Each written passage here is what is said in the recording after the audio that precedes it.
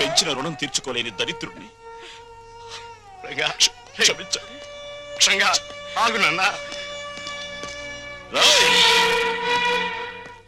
డబ్బుని పంచుకోవడానికి మనుషులుంటారు, కానీ బాధల్ని పంచుకోవడానికి ఎవ్వరూ ఉండరు. నాలాంటి వాళ్ళు తప్ప.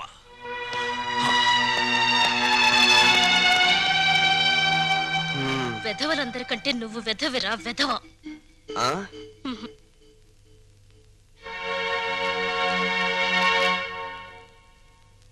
అన్నయ్య, అది అమ్మని నాన్నని నాతో పాటు తీసుకెళ్తానన్నయ్య.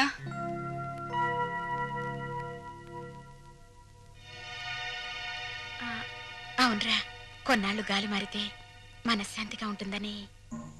మనశ్శాంతి నా దగ్గరుంటే మనశ్శాంతిగా ఉండదంట.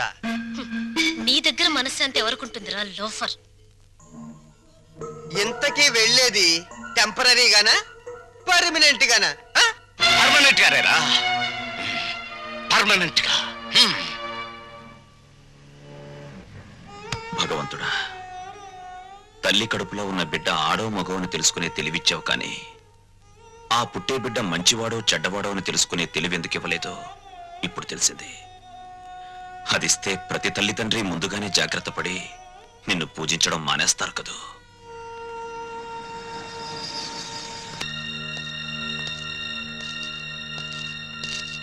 బావా, మీరా? కూర్చోండి బావా.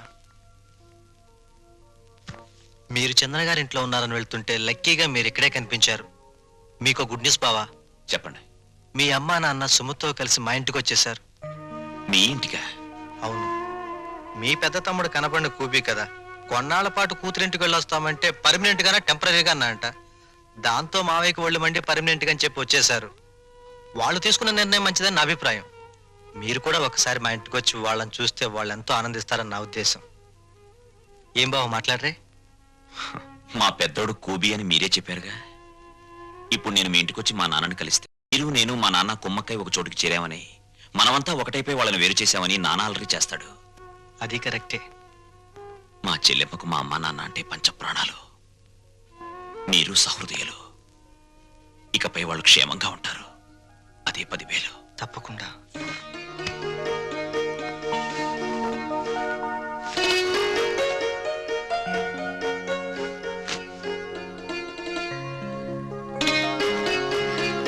ఏమ్మా, మా కోసం అన్ని సిద్ధంగా అమరుస్తున్నావా? అబ్బే, అదేం లేదమ్మా. మరి మీ నాన్నగారికి మల్లెపువ్వు లాంటి తెల్లటి దుప్పటి తెళ్ళు ఇష్టమని, అవి లేనిదే సరిగ్గా నిద్ర పట్టదనేగా.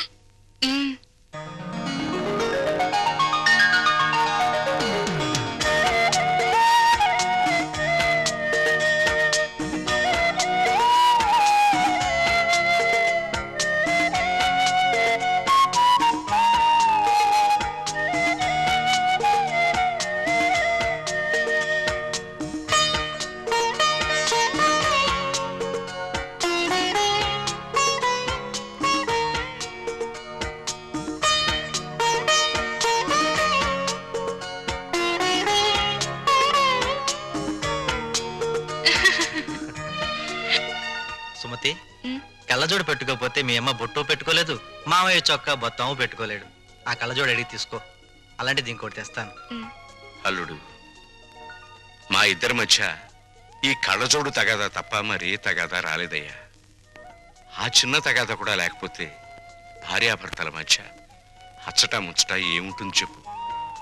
అదేనా మిగిలితే అదో తృప్తి.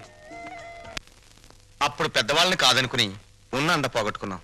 ఇప్పుడు పాపారావుని కూడా కాదనుకుంటే మనకి పెద్ద దిక్కు ఎవరు? పెద్ద దిక్కు కోసం ఉన్న కిడ్నీలు పోగొట్టుకుని మన ఆరోగ్యం పోగొట్టుకుంటావా? అల్లుడు రేట్ చేసిన పాయింట్ కరెక్ట్, నీ ఆన్సరు కరెక్ట్. దీనికి తరుణోపాయం నీకన్నా నాకన్నా తెలివైన వాడు కనుక అల్లుడే బాగా ఆలోచించగలడు. ఏం అల్లుడు? నేనేం ఆలోచించగలను? దీంట్లో ఆలోచించడానికి ఏముంది అల్లుడు? మనకి కావాల్సింది ఆఫ్టర్ ఆల్ ఒక కిడ్నీ. నీ బుర్రకి కిడ్నీ సంపాదించడం పెద్ద సమస్య. బాగా ఆలోచించు. ఆలోచిస్తున్నాడు ఆలోచిస్తున్నాడు ఆలోచిస్తున్నాడు ఆలోచిస్తున్నాడు. అత్తయ్య, అమ్మా, నాన్నగారేరి? నా వల్ల కాదురా బాబు, ఆయనతో నేను పడలేను. శ్రీశైలం వెళ్ళామా, అక్కడి నుంచి రామేశ్వరం కన్యాకుమారి రోలర్ మీద వెళ్ళాలని మొండికేశారు. ఆయన సత్రంలో నిద్రపోతూ ఉంటే ఆయనతో చెప్పా పెట్టకుండా పారిపోయేసాను. మావయ్య గారు కంగారు పడతారేమో అత్తయ్య. ఏం పర్వాలేదమ్మా, రోలర్ చక్రం మీద ఇంటికి వెళ్తున్నానని రాసి దొంగల బండి ఎక్కొచ్చేసాను. వదిన గారు ఇదేనా రావడం? అవునదినే, మీరెప్పుడొచ్చారు?